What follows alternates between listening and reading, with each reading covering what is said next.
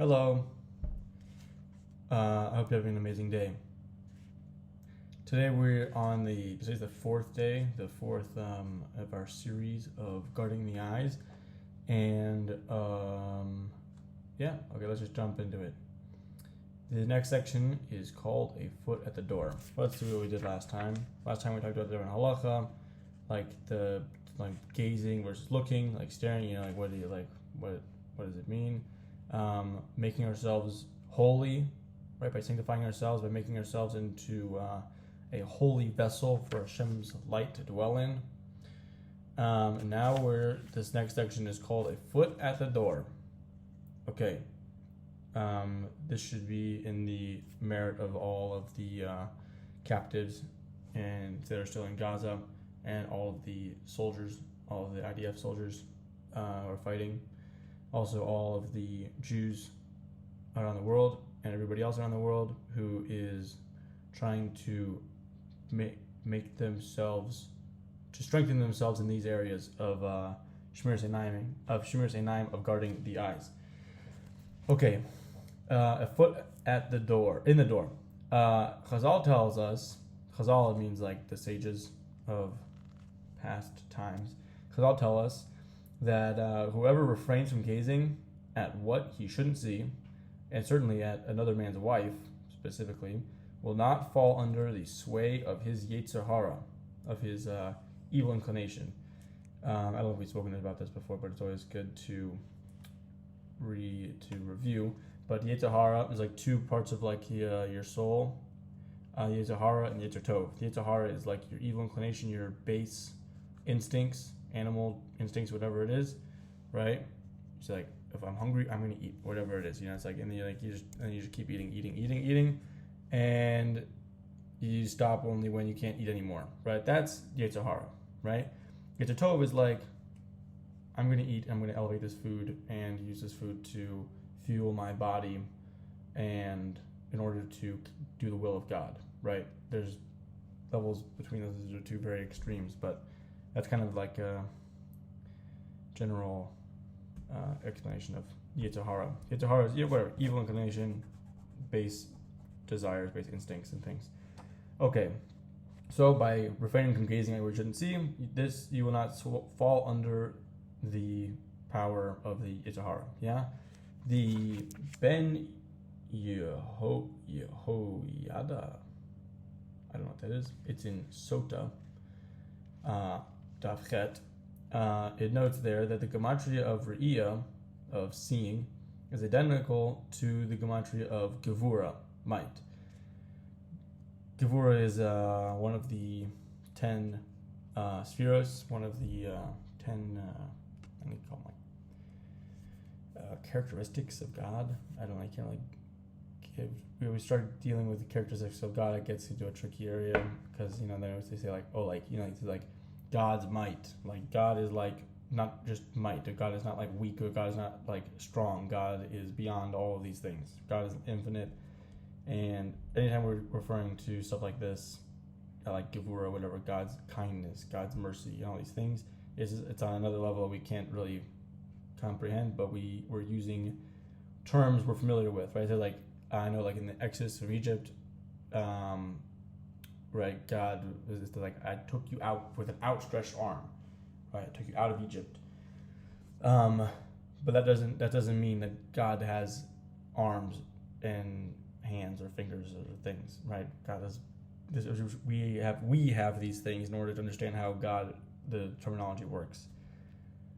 Okay, so the gematria of Re'iyah, of seeing, is identical to the gematria of Gevura, might.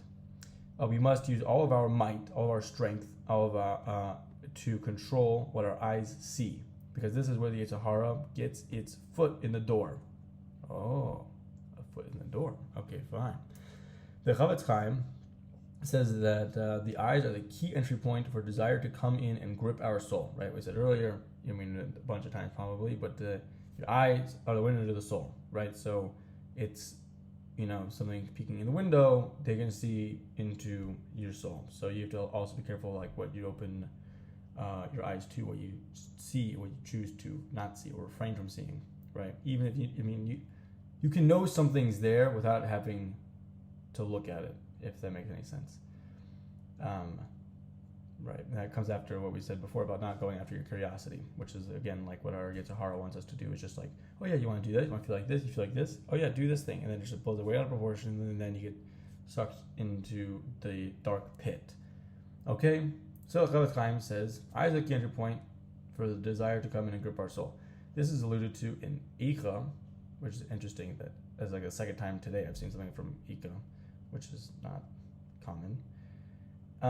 It says there that Eine Ola La Lenafshi, it was their eyes that ruined their souls. Everything else was merely a completion of what the eyes had begun by introducing the dangerous negativity. Okay, I don't really know what that's all about. But basically, when it comes into the eyes, then you start thinking about it more, and then you're gonna, like I say, like if they see the eye sees the heart wants, something like that, right? Like you don't like, nobody like growing up like wants, right? Like nobody like wants a Ferrari when they're like a little kid, when they don't know what a Ferrari is and they don't know what like the image is of a Ferrari. You know what I'm saying? Like they only are introduced to that when they only begin to have the desire when people around them start talking about like, oh, like a Ferrari, this, that, whatever it is, and then you get like the status, and then you get talking about ego, and then it becomes a whole big thing. But they never like nobody like you'd be like, oh, like nobody even knows what a Ferrari is when they're super young child or whatever, you name it. Okay. Okay, Rashi in Vayetze in Bereshis 28:13 points out that Hashem, that God associated his name with Yitzchak Avinu during his lifetime, which was not the case with either Abraham or Yaakov. Right? Yitzchak is connected with the attribute of Gevura, of might, of constriction. Yeah. Whereas Abraham is chesed, which is like openness, kindness, openness, flowing. And then Yaakov, the third patriarch, the third of the Avos, is connected with Tiferes, which is the balance between the two, right? The balance between being super giving and super kind, and also the balance of that with the constriction of the might of Gevur, of constrictedness. Okay, so God associated his name with Yitzchak Avinu, and this was not the case. We didn't say that with Abraham or Yaakov. This is because Yitzchak was already blind. I did not know that. Okay, Yitzchak was already blind, and consequently, his Yetzer Hara was locked out. Oh, why was it locked out? Because he wasn't seeing it. He didn't have the eyes to have the curiosity to go straight after his eyes. Okay, Chavetz Chaim warns that although the bracha while performing a mitzvah reads Asher Kiddushanim b'mitzvosav, right, who sanctifies us through his mitzvos, through his commandments, which, i.e., that by performing mitzvos we become holy people, or we become sanctified through performing God's will, by carrying out God's will in this world. This transformation can only happen to those who are cautious about where their eyes and their imagination travel, right? Absent that vital ingredient, right? Without being that careful, that caution, that paying attention to these things, or where our eyes and our mind travel, one who performs a mitzvah won't receive the ultimate promise of Asher Kiddushanim, right? That he won't be sanctified. Being sanctified through his action, through carrying out God's will, the mitzvahs. Vanished is the fragrant bouquet that might have been the V'yitem Kedoshim Leila Keichem, right? Being holy to Hashem. Eyes that snoop in unclean places taint the mitzvah and destroy its vitamins. Okay. By casting interested gazes where forbidden, one's soul becomes stained, and with time, the strength of Yetzer Tov, the good side, is sapped. Right? All of the goodness, where there's like a level of let's say there's like a water bottle. You have like a water bottle of good, right? But then if you have like a balance between the two. Oh, let me think of how to describe this better. There's like, let's see if a water bottle is like sideways. Okay, I have a water bottle here. Yeah. And like it has water inside of it. You can't see because it's opaque, but okay, there's water inside. And so let's say like this side is good and this side's bad, right? So if you tilt it to one side, to the good, then all of the water, the good stuff, is going to flow towards that side. But it says Torah is like Mayim, Torah is like water, in Mayim el Torah. Torah is water, which is like your essence, which is whatever, lots of levels into this. But basically, Torah flows to the lowest point, right? Which is what, like when we got on Mount Sinai in the desert, when Moshe and all the Jewish people, there was like 2 million people, 600,000 men between the ages of 20 and 60, and also all their families. I'm saying everybody there was probably, I think it was like around 2 million, maybe more or less. I'm not sure. But what was Mount Sinai? Mount Sinai was not the highest mountain, right? The highest mountain in Israel is Hermon, I think. Hermon, up north. Like, that actually gets snow there, like in the winter. Like, not a lot. I mean, it's Israel. It's like in the middle of the Middle East, but it does get snow. And that's because it's a high mountain. So what about Har Sinai? Well, we don't know where Har Sinai is, like actually as a mountain. But regardless, Har Sinai was one of the I think it was one of the lower or lowest mountains in elevation. Right? It wasn't like Everest. It wasn't like we're gonna go climb and make this like crazy expedition to go climb Everest and then get the Torah on like the highest of the highest mountains. No, Torah comes to the lowest point. Torah comes to somebody who is like becomes like a lowly figure. They're not about ego. They're not about, like we were talking about Ferrari, right? We're not talking about having a Torah for like we're not balling out with Torah, although you can ball out in the right things, right? For Shabbos, Sudas, and charity, giving tzedakah and all these things. But for those things, it's like you're spending all your energy, your time, energy, money, whatever you want, on good things, on godly things, not just on like shtus, like whatever it is, like whatever, Ferraris, right? You're buying like Shabbos Sudas because you're going to have 300 guests, 3,000 guests. I have no idea. But you're having like all these guests over and you're spreading Torah, spreading life, spreading water. So water goes to low places. So if, let's say back to our example here, you have this water bottle and there's like a good side and Yetzer Hara and Yetzer Tov. So if you have to put emphasis on the Yetzer Tov. So when it goes to there, then there's no water in the Yetzer Hara. But if we keep going straying after our eyes and after our heart, which we stray, which we don't want to do, we want to not do that, right? It says in Shema not to do that. Lo techsar achrei levavchem v'achrei neinchem. Yeah, something like that along those lines. If you know, you know. Either way, if we start doing that, then the scale tips, and then the water, which was on the holy side, which was on the good holy side, is now going to go towards the dark, not holy, unsanctified, debauchery side, and which we don't want. Which is what his entire thing is about, is keeping ourselves tilted towards God, towards giving, towards goodness, towards holiness. Okay? So, fine. Imagine a house piled high with dirt and rubbish, and someone comes along to decorate it with lovely artistic ornaments, okay? Oh, what a pity, you say. First he has to clean the place up, and only then is it fit for the crystal chandeliers, like the graceful furniture and elegant tableware. A mitzvah, like a polished diamond, calls for a pure setting, right? If we want to get the most, also for our Torah, you can't just be like somebody, you have to be a pure person in order to hold the Torah.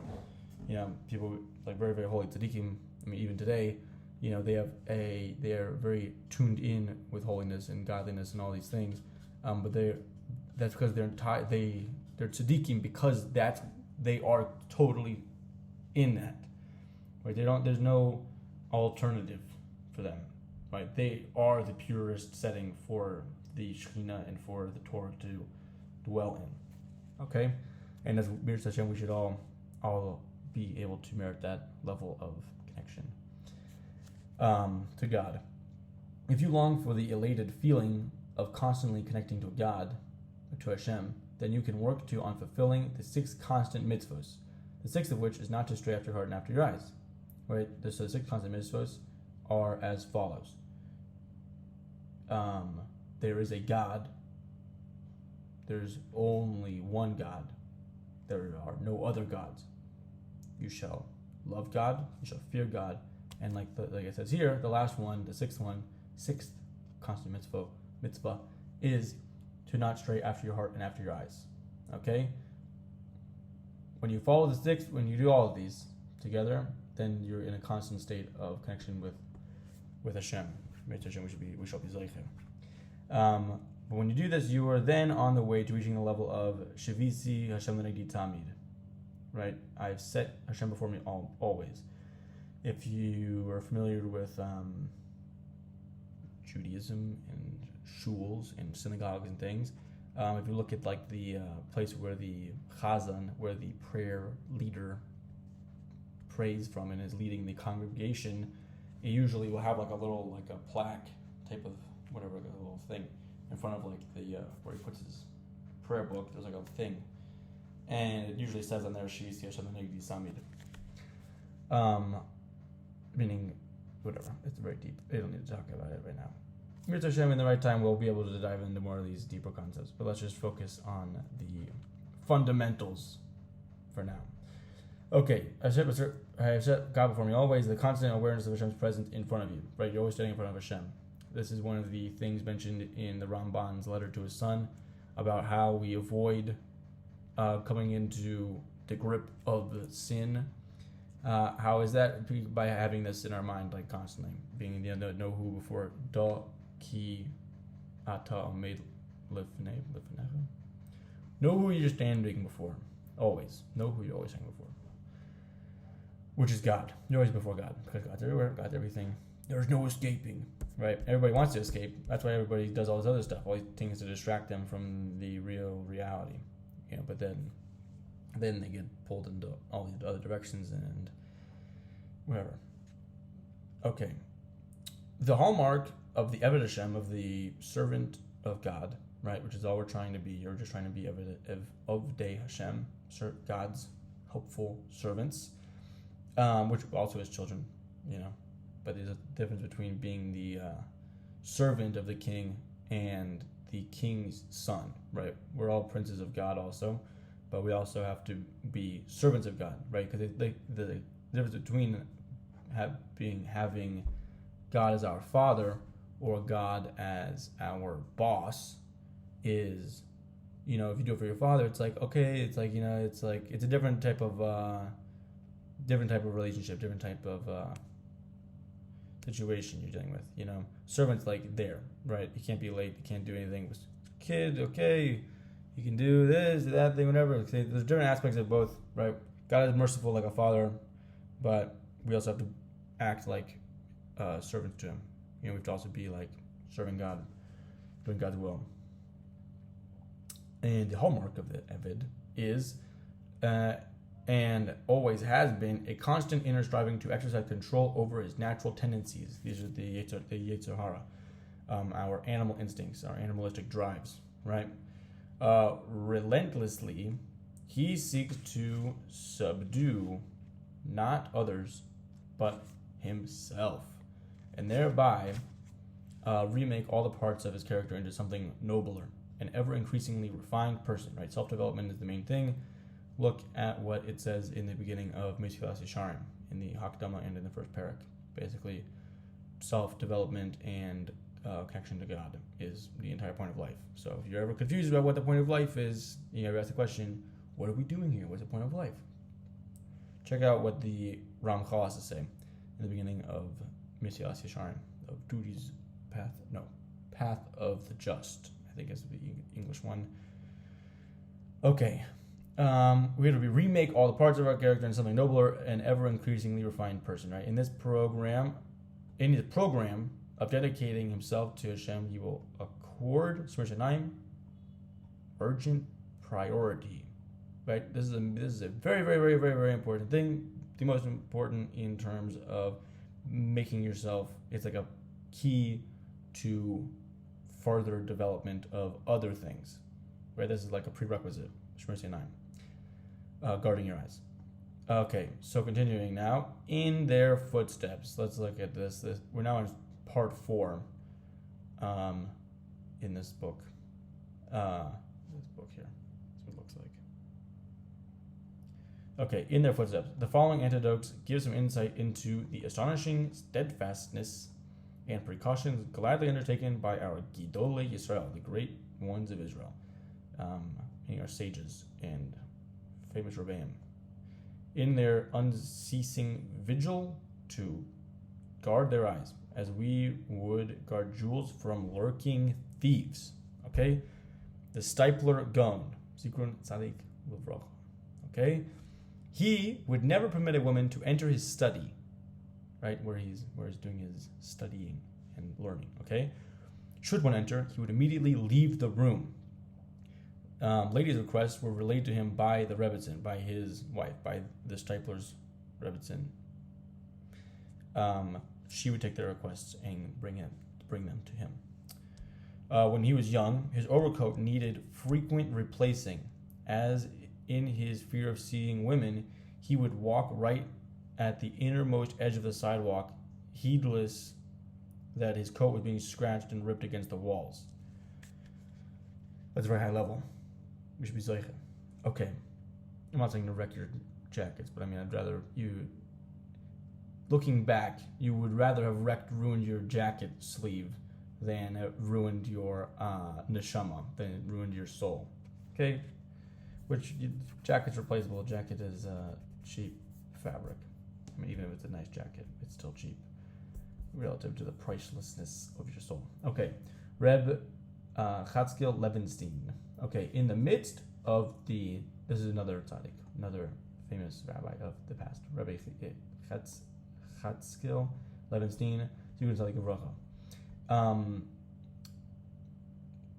In the midst of the Nazi terror, the Mir Yeshiva fled en masse and miraculously reached safety in Shanghai. A lot of crazy stories about that. If you haven't heard about when Mir went to Shanghai, you should definitely look that up. Crazy stories, crazy miracles, and everything that happened with it. Nuts. Okay. There in Shanghai, the yeshiva's Mashkiach Ruchani, the saintly Reb Chatzkel Levenstein, Zikrun Tzadik Livrocha, urged the students, the Bachram, the yeshiva students, to unparalleled heights in Torah and Avoda. Isolated from the rest of their brethren, they applied themselves with legendary fervor, knowing full well that Hitler's hordes were all over Europe and that Yidden and Yiddishkeit were literally going up in flames. At war's end, at the end of the World War, right, and the Nazi regime there, the Mir Yeshiva set sail for America. After 6 weeks on the high seas, the ship finally docked at the Golden Medina. Safe haven at last? ? Not to Reb Chatzkel's way of thinking, holiness is a highly perishable commodity, and a free and easy melting pot lifestyle, right, would hardly be conducive to its preservation. Look what's going on nowadays. I'm going to see this firsthand, the destruction of holiness and sanctity in the world. Okay, not surprisingly, Reb Chatzkel and his family soon left America to settle in Eretz Yisrael, where later the Eretz Yisrael means the land of Israel. He left America, settled in Eretz Yisrael, where he later became the mashkiach in the famed Ponevezh Yeshiva in Bnei Brak. Very, very famous yeshiva there. During his stay in America, his fear of the influence of New York's streets was such that before venturing forth, he would learn some Musar as a protective measure. I mean, before he would leave his where he was staying in New York, he would learn Musar to protect himself. Right, Musar is like I don't know the best way to describe Musar is like character development books, like self-improvement books based on Torah and things, and they're very charif, some of them can be very strong worded, and it's very scary, talking about what happens if you don't do the right thing. And so it makes you really want to do the right thing. Okay, so basically what I'm giving, these classes I'm giving you now, I don't know if you can call them classes or whatever, these discussions are like a Musar. Like you should listen to them and know and learn from them, take from them in your days, wherever you're going, wherever you're doing.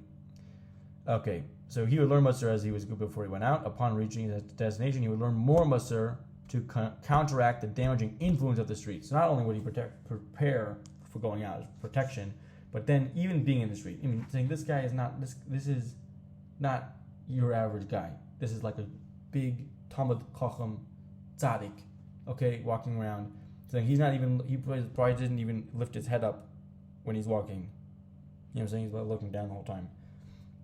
And yet still, when he got to where he was going, he would learn more Musar when he got to his destination to counteract the damaging influence of the streets.